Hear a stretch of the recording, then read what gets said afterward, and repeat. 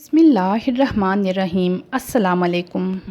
آج ہم حضرت نوح علیہ السلام کا قصہ بیان کرتے ہیں۔ حضرت نوح علیہ السلام حضرت آدم علیہ السلام سے تقریباً 1000 سال بعد مبعوث ہوئے اور 950 سال تک دعوت و تبلیغ کا کام کرتے رہے۔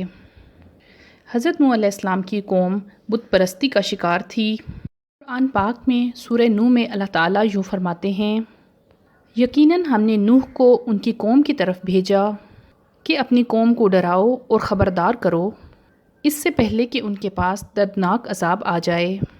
نوح نے کہا، اے میری قوم، میں تمہیں صاف صاف ڈرانے والا ہوں کہ تم اللہ کی عبادت کرو، اس سے ڈرو اور میرا کہا مانو، تو وہ تمہارے گناہ بخش دے گا اور تمہیں ایک مقررہ وقت تک چھوڑ دے گا۔ یقیناً اللہ کا وعدہ جب آ جاتا ہے تو کوئی اسے ہٹا نہیں سکتا، کاش تمہیں سمجھ ہوتی۔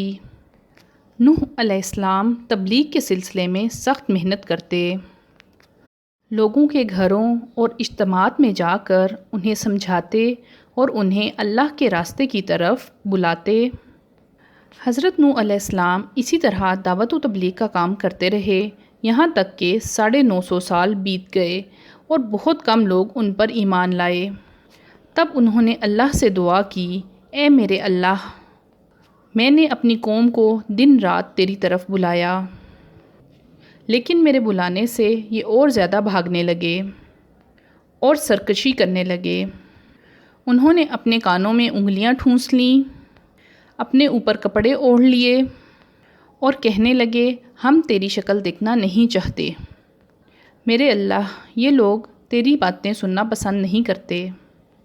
میں نے پھر بھی ان سے کہا، اپنے مالک سے بخشش طلب کرو کہ وہ بڑا بخشنے والا ہے۔ اس وقت کے لوگوں نے ایک دوسرے سے کہنا شروع کر دیا کہ نوح کی باتوں پر کان نہ دھرو، وہ جو کہتا ہے اسے کہنے دو اور تم اپنے بتوں کی عبادت کرتے رہو۔ تب نوح علیہ السلام نے اللہ سے فریاد کی، اے میرے پروردگار، یہ لوگ میرا کہنا نہیں مانتے۔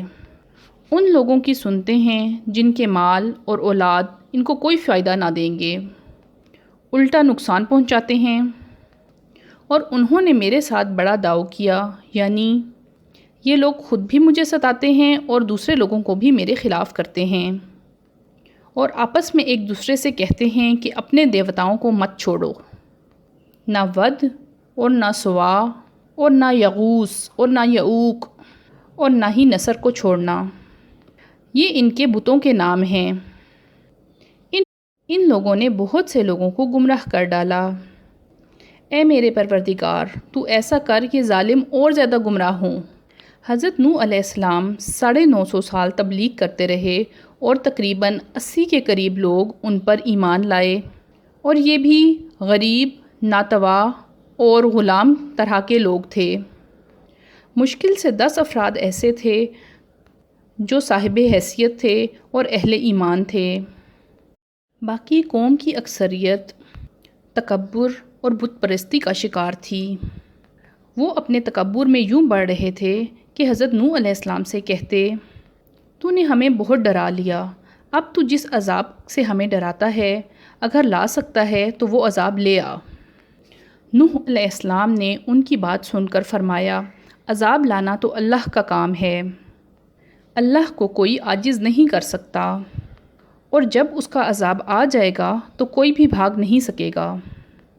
اس کے بعد جب حضرت نوح علیہ السلام کا اپنی قوم سے آمنا سامنا ہوا تو انہوں نے فرمایا، اے میری قوم، اگر تم لوگوں پر یہ گراں گزرتا ہے کہ میں تم میں رہتا ہوں اور تمہیں اللہ کی باتیں سنا رہا ہوں، تم اس سے چڑھتے ہو اور مجھے نقصان پہنچانے کے درپے رہتے ہو، تو سنو، میں تو صاف صاف کہتا ہوں، مجھے تمہارا کوئی خوف نہیں، تمہاری کوئی پرواہ نہیں، تم سے جو ہو پڑتا ہے کر لو، میرا جو بگاڑ سکتے ہو بگاڑ لو، تم اپنے شریکوں اور جھوٹے معبودوں کو بھی بلا لو اور سب مل کر پوری قوت کے ساتھ مجھ پر حملہ کرو، تمہیں قسم ہے تم میرا جو بھی بگاڑ سکتے ہو بگاڑ لو، مجھے بالکل بھی مہلت مت دو، میں تم سے بالکل بے خوف ہوں کیونکہ میں تمہارے راستے کو باطل جانتا ہوں۔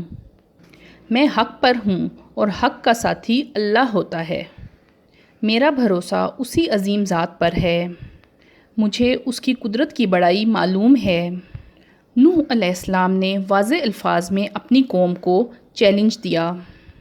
قوم کے لوگ نہایت بدتمیزی سے کہنے لگے، اسے چھوڑ دو، یہ تو مجنون اور پاگل ہے، نعوذ باللہ۔ اور معاملہ یوں ہی چلتا رہا۔ اور پھر اللہ تعالیٰ نے حضرت نوح علیہ السلام کی طرف وحی کی کہ اب کوئی شخص ایمان نہیں لائے گا۔ اللہ تعالیٰ سورہ ہود میں یوں فرماتے ہیں، نوح کی طرف وحی کی گئی، آپ کی قوم میں سے جو لوگ ایمان لا چکے ہیں ان کے علاوہ اب اور لوگ ایمان نہیں لائیں گے، بس آپ ان کے کاموں پر غمگین نہ ہوں۔ اور یوں اللہ تعالیٰ نے حضرت نوح علیہ السلام کو تسلی دی کہ اللہ کا حکم اب پورا ہونے والا ہے۔ اس پر حضرت نوح علیہ السلام نے اللہ تعالیٰ سے دعا کی، جس کا ذکر سورہ نوح میں یوں آتا ہے، اے میرے پروردگار، تو روئے زمین پر کسی کافر کو چلتا پھرتا نہ چھوڑ، اگر تو انہیں چھوڑے گا تو یقیناً یہ تیرے اور بندوں کو بھی گمراہ کر دیں گے، اور ان کے ہاں جو اولاد ہوگی وہ بھی بدکار اور ناشکرے ہی ہوں گے۔ اے میرے پروردگار، مجھے، میرے ماں باپ کو اور جو بھی ایمان والے ہیں، مومن مرد اور مومن عورتیں، تو انہیں بخش دے اور کافروں کو سوائے ہلاکت کے اور کچھ نہ دے۔ اللہ تعالیٰ فرماتے ہیں کہ جب نوح علیہ السلام نے مدد کے لیے پکارا تو پھر ہم نے اس کی مدد کی اور اسے ایک بڑی کشتی بنانے کی وحی کی، لیکن نوح علیہ السلام نہیں جانتے تھے کہ اتنی بڑی کشتی کیسے بنے گی، اور نہ ہی وہ بڑھئی تھے کہ وہ اس کام سے باخبر ہوتے۔ اس لیے اللہ تعالیٰ نے انہیں وحی کی کہ ہمارے سامنے اور ہماری وحی کے مطابق ایک کشتی تیار کرو، اور یوں اللہ تعالیٰ نے وحی کے ذریعے ان کی رہنمائی فرمائی اور مزید تعلیم کے لیے حضرت جبرائیل علیہ السلام کو بھیج دیا۔ وہ انہیں بتاتے گئے کہ کشتی کس طرح تیار ہوگی۔ نوح علیہ السلام ایک پہاڑ پر رہتے تھے، ان کے ارد گرد درخت نہ تھے، چنانچہ انہوں نے بہت سے درخت اگائے اور انہیں کاٹنے کے بعد کشتی تیار کی۔ ایک روایت کے مطابق حضرت نوح علیہ السلام نے اس کشتی کو 100 سال میں تیار کیا۔ سورہ قمر میں اللہ تعالیٰ نے فرمایا ہے، اور ہم نے نوح علیہ السلام کو اس کشتی میں سوار کیا جو تختوں اور کیلوں سے بنی ہوئی تھی۔ قوم کے لوگ جب حضرت نوح علیہ السلام کی کشتی کو دیکھتے تو ان کا مذاق اڑاتے۔ وہ کہتے، نوح، پہلے تو نبی تھا، اب تو بڑھئی بن گیا۔ مزید کہتے، پہاڑ پر کشتی کی کیا ضرورت ہے؟ اللہ تعالیٰ نے ان کافروں کے مذاق کا ذکر سورہ ہود میں یوں کیا ہے، نوح کشتی بنانے لگے، اس کے قوم کی جو جماعت اس کے پاس سے گزرتی وہ اس کا مذاق اڑاتی۔ اس کے جواب میں حضرت نوح علیہ السلام فرماتے، تم ہمارا مذاق اڑاتے ہو، ایک دن ہم بھی تم پر ہنسیں گے جیسے کہ تم مسخرہ پن کر رہے ہو۔ تمہیں بہت جلد معلوم ہو جائے گا کہ عذاب کس پر آئے گا۔ ایک روایت کے مطابق اس کشتی کا طول 300 گز تھا، اونچائی 30 گز اور عرض 50 گز تھا۔ یہ کشتی عام کشتیوں کی طرح اوپر سے کھلی ہوئی نہ تھی، جس طرح اس کو نیچے سے بند کیا گیا تھا ویسے ہی اس کو اوپر سے بھی بند کیا گیا تھا تاکہ اوپر سے جو بارش برسے وہ انہیں نقصان نہ دے۔ اس کے بعد طوفان آیا۔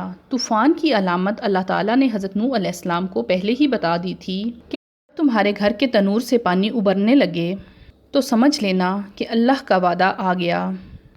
چنانچہ اس وقت مومنوں کو اور اپنے اہل و عیال کو اور تمام جانوروں کا جوڑا جوڑا اس کشتی میں سوار کر لینا۔ چنانچہ جب وہ وقت آیا تو جانور خود ہی اس کشتی کے پاس آ کر جمع ہو گئے اور حضرت نوح علیہ السلام نے انہیں کشتی میں سوار کر لیا۔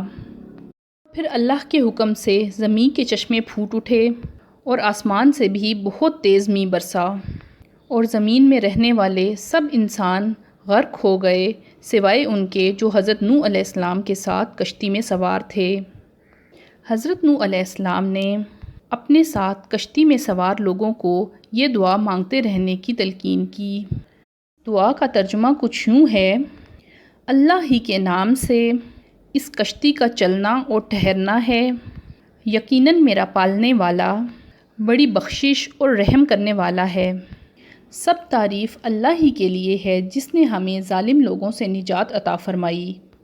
اور کہنا: اے میرے رب، تو ہی مجھے بابرکت اتارنا اور تو ہی بہتر اتارنے والا ہے۔ کشتی میں حضرت نوح علیہ السلام کے سب گھر والے موجود تھے سوائے ان کے ایک بیٹے کے، جس کا نام کنعان تھا۔ حضرت نوح علیہ السلام کے بلانے پر اس نے جواب دیا تھا کہ میں کسی پہاڑ کی چوٹی پر پناہ لے لوں گا اور اس پانی سے بچ جاؤں گا۔ حضرت نوح علیہ السلام نے فرمایا: آج اللہ کے حکم سے کوئی بھی بچ نہ پائے گا مگر وہی جس پر اللہ رحم کرے۔ باپ اور بیٹے میں یہ گفتگو جاری تھی کہ ایک طوفانی موج نے اسے اپنی زد میں لے لیا اور وہ غرق ہو گیا۔ پھر جب اللہ کے حکم سے طوفان رک گیا، اللہ نے زمین کو حکم دیا کہ وہ تمام پانی کو نگل جائے۔ زمین نے سارا پانی نگل لیا، زمین خشک ہو گئی۔ سورہ ہود میں اللہ تعالیٰ فرماتے ہیں: اور فرما دیا گیا، اے زمین اپنے پانی کو نگل جا اور اے آسمان تھم جا۔ اسی وقت پانی سکھا دیا گیا اور کام پورا کر دیا گیا، اور کشتی جودی نامی پہاڑ پر جا ٹھہری، اور ثابت کر دیا گیا کہ ظالم لوگ اللہ کی رحمت سے ہمیشہ دور رہیں گے۔ اب انہیں حکم ہوا کہ سلامتی کے ساتھ اس کشتی سے اتریں، آپ پر بھی برکت نازل ہوگی اور ان قوموں پر بھی جو آپ کی نسل سے پیدا ہوں گی، اور آپ کی نسل میں کچھ لوگ ایسے بھی ہوں گے جنہیں ہم فائدہ تو ضرور پہنچائیں گے لیکن ان کی غلط کاریوں کے سبب انہیں ہم سے عذاب پہنچے گا۔ اس طوفان کے بعد زندہ بچ جانے والوں میں اللہ تعالیٰ نے صرف حضرت نوح علیہ السلام کو اولاد عطا فرمائی، اسی لیے انہیں آدم ثانی بھی کہا جاتا ہے۔ حضرت نوح علیہ السلام کو اللہ تعالیٰ نے 3 بیٹے عطا فرمائے: حام، سام اور یافس۔ سام کی نسل زیادہ تر سفید رنگت کی تھی اور ان میں بہت کم لوگ سیاہ فام تھے۔ حام کی اولاد کی کثرت سیاہ فام تھی، ان میں بہت کم لوگ سفید رنگت کے تھے، اور یافس کی اولاد سرخی مائل رنگت کی تھی۔ عرب اور بنو اسرائیل سام کی اولاد ہیں۔ تمام حبش حام کی اولاد ہیں۔ ترک اور مشرقی ایشیا کے لوگ یافس کی اولاد ہیں۔ طوفان کے بعد حضرت نوح علیہ السلام 350 سال زندہ رہے۔ وہ اللہ تعالیٰ کے عبادت گزار اور شکر گزار بندے تھے۔